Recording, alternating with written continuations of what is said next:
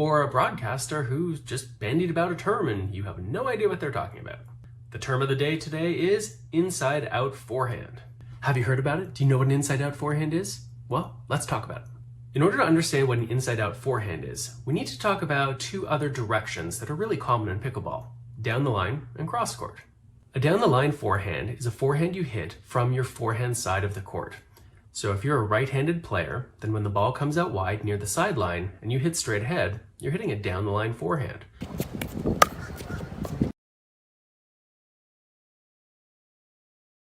If you're a right-handed player and you're on your backhand side of the court, on the left, and the ball comes to your backhand and you hit straight ahead, that's a down the line backhand.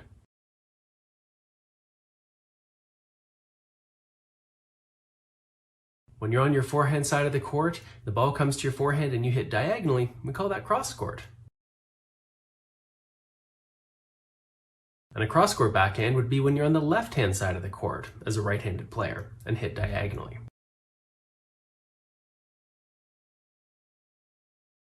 Okay, so now that down the line and cross court are really clear, let's talk about what we mean by inside-out forehand. Imagine you're a right-handed player, but you're on the left-hand side of the court. If the ball comes toward your backhand and you hit a backhand diagonally, we'd call that a cross court, right? Right. But if that same ball comes toward your backhand, but because you want to avoid your backhand or you really want a chance to use your forehand, and you step to your left and use your forehand, hitting it diagonally, well, that's called an inside-out forehand. And we differentiate between a cross-court forehand and an inside-out forehand, so we have an understanding of where the player is standing where they hit it. Remember, if you're hitting a cross-court forehand, you're on your forehand side when you hit diagonally. And an inside-out forehand is a shot you hit diagonally from your backhand side. So there you go. The next time you hear someone talking about an inside-out forehand, you can imagine exactly what's happening. They're standing on their backhand side of the court, but using their forehand to hit diagonally.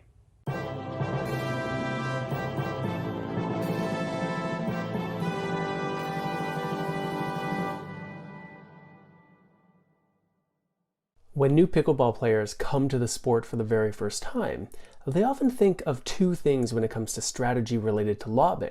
The first thing is they think, hey, my opponent or both my opponents are up near the net, I should lob the ball over them, hit it high and slow, get it right over those people at the net. That's often what they think. They often think something else too. They think, oh, if I come to the net and my partner's already up there, we're going to be vulnerable when our opponents lob us, so I better stay back a little bit. These are things that new players often feel. But have you ever noticed how often, or rather I should say, how rarely, you see lobs happen in advanced pickleball? All four players can go an entire match without even attempting a lob sometimes. Here, why don't we look at some advanced pickleball? You can see for yourself. Here are some points from the 2020 Pro Players Cup, featuring 4 of the game's best players. On the far side of the court, we see Lucy Kovalova and Catherine Parenteau, and on the near side, Vivian David and Belinda Zabinden. Notice how throughout these points, all 4 players are up near the non-volley line. To a new player, the obvious strategy may seem to play a lob, given that the players are so close to the net. But as you can see in these points, lobs are very, very seldom, because players understand how much risk they're taking on when they hit one.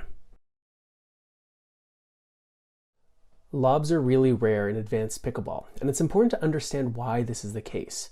Well, first of all, when we're talking about doubles, you've got 4 adult-sized human beings on a relatively small court. There isn't a lot of room to work with, and it's really easy to send that ball a little too high or a little too fast and then it goes out, or to hit a little too low or a little too slow and then it gets smashed by the opponents.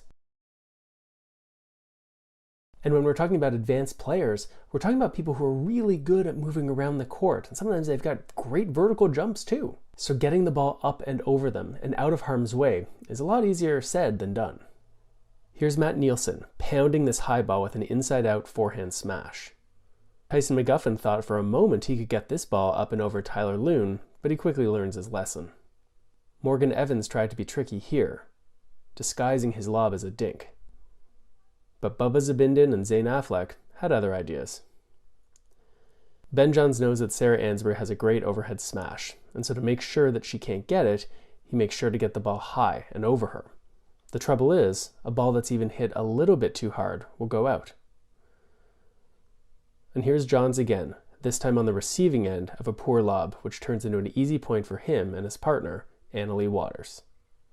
So you might at this point say, well, Mark, I'm not a pro. The people I play with aren't pros. The pros can get to those balls, but us regular people can't. And that may be the case. It's true that not everyone can move like the pros can move. But in my experience, when it comes to using the lob as a main strategy in pickleball, the juice just isn't worth the squeeze.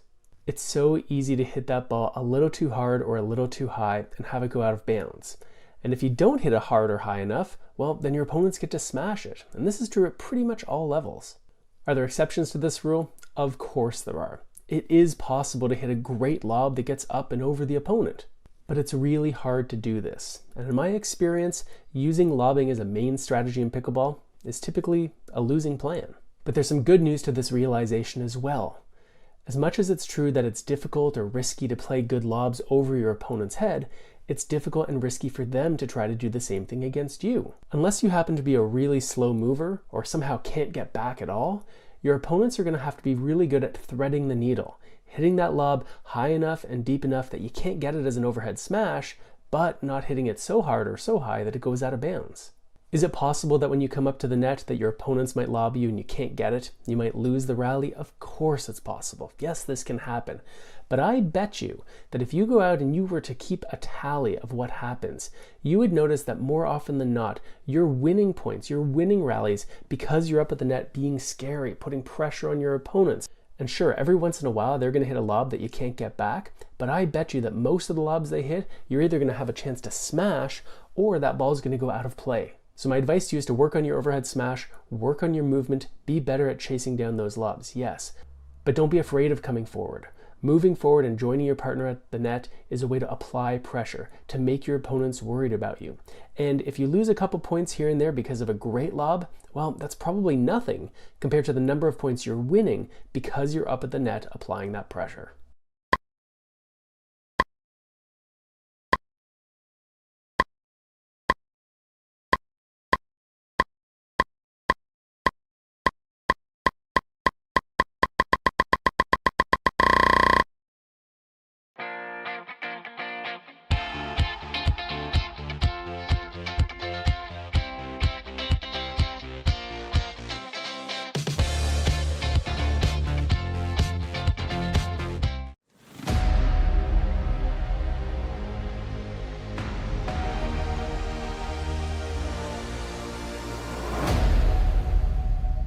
Want to do some story time? All right. So if you followed any of the work that I've done at Third Shot Sports or Pickleball Coaching International, then you may know that I've been someone who has been pretty critical of the idea that you will always have to do one thing or always do another thing when it comes to pickleball strategy.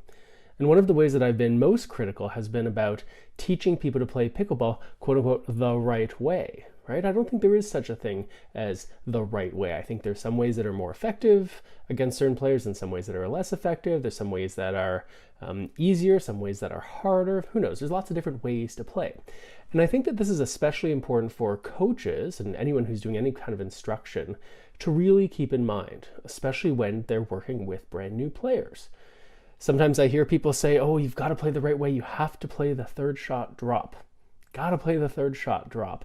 And to me, that's kind of crazy because a third shot drop, A, is really difficult to execute. And B, if you don't execute it well, you get punished.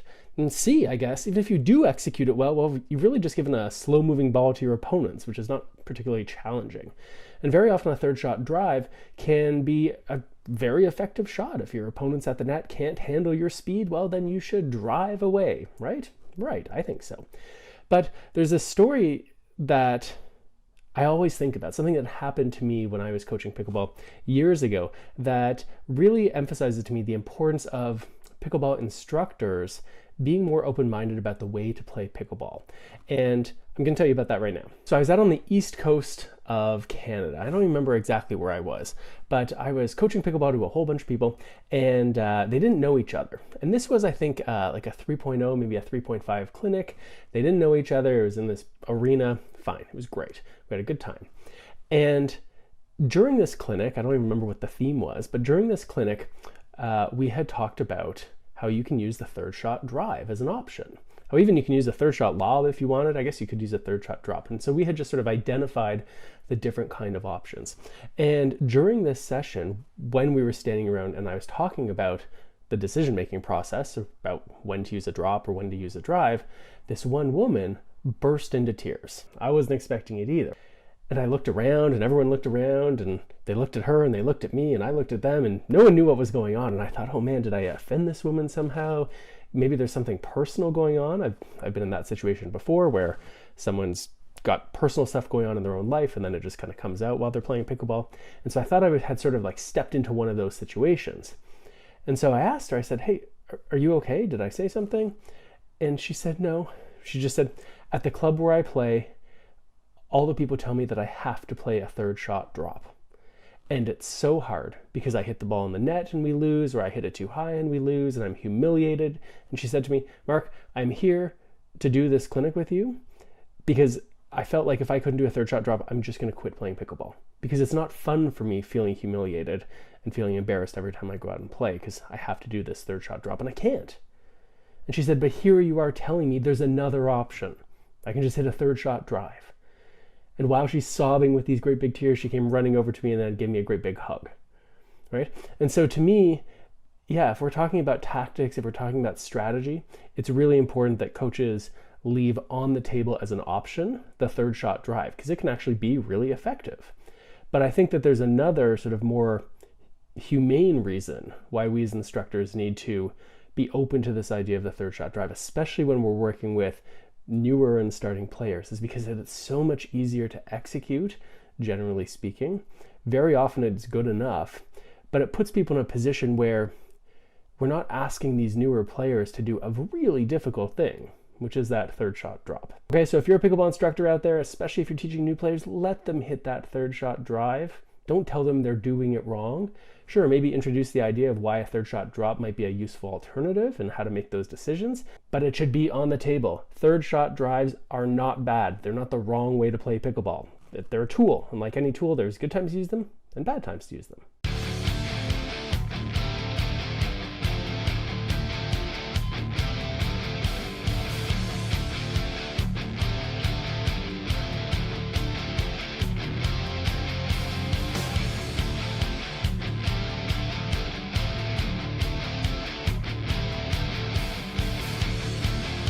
So you can't play a pickleball point without having a serve, and so it's really important that we understand the different technical elements of serving.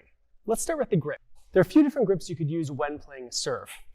One common grip is the continental grip, and that is when the V of the hand between the thumb and the index finger is right on top of the handle. And this is a useful grip when serving because it naturally opens the pickleball paddle face, which makes it easier to play the ball with a bit of an arc. And it's a relatively stable grip. So the continental grip can work really well when you're hitting a serve. Another useful grip is the Eastern forehand grip. And that's when your hand is slightly behind the paddle. And you'll notice that it closes the paddle face slightly. And this is really useful if you want to hit a lower, faster ball and still keep it in play.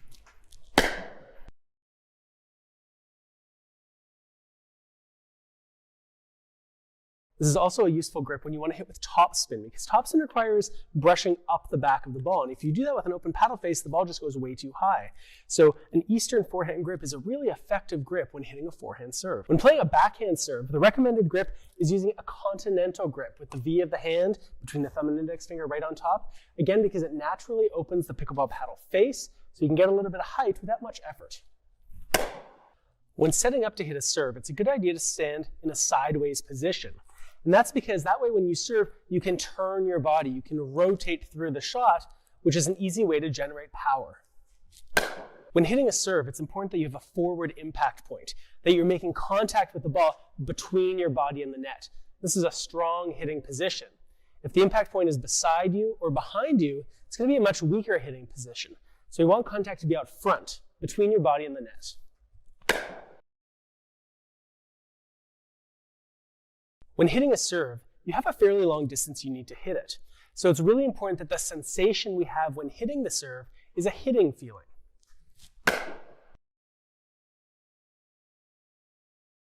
After hitting the serve, it's really important that the players stay behind the baseline. Remember, the two bounce rule is in effect. And if I hit a serve and come wandering forward, if the return of serve is deep or fast, I might find myself struggling to have enough time to set up well for it. So it's going to be important that after a player hits their serve, that they stay on or even partly behind the baseline.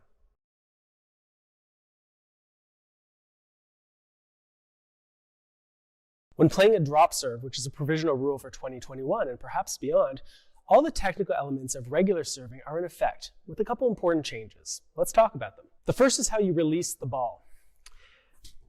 A player can hold the ball as high as they want when they release it and allow it to bounce on the ground. But remember, you can't toss the ball at all. So it's important that you have a stable starting position, whatever's comfortable, release the ball, and then serve.